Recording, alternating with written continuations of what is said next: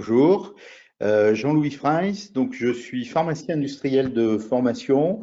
Je préside la commission santé de Digital 113 ainsi que celle de Nexiu et je co-préside la commission intelligence artificielle de Nexiu et je suis également membre de la délégation du numérique en santé qui traite évidemment tous les sujets du numérique au ministère de la Santé et de la Solidarité.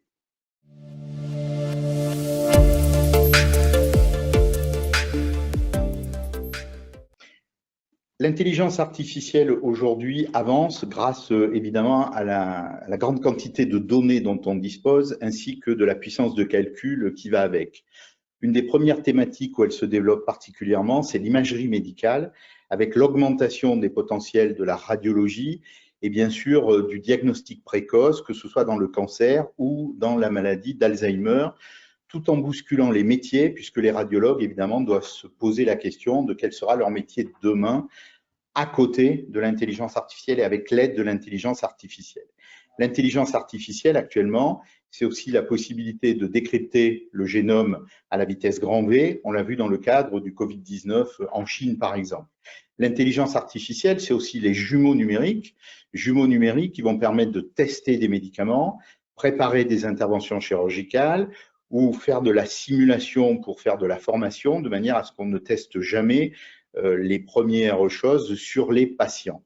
L'intelligence artificielle, ça pose aussi la question du diagnostic, puisqu'en France, le Code de la santé publique ne permet pas à l'intelligence artificielle de faire du diagnostic, alors qu'aux États-Unis, la NDA a reconnu l'intelligence artificielle dans le diagnostic de la rétinopathie diabétique. Alors évidemment, ça suscite d'immenses perspectives, mais également des craintes pour les soignants et les patients.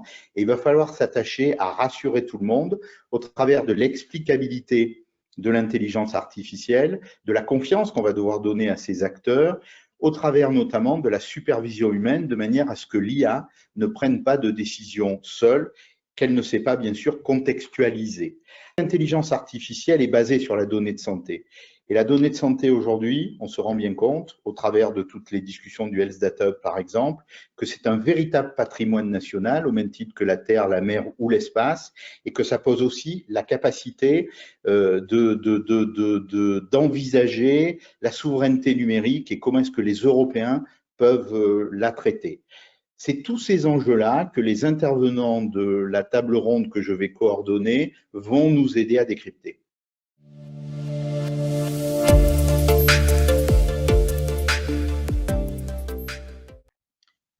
Transversalité, prospective, œcuménisme.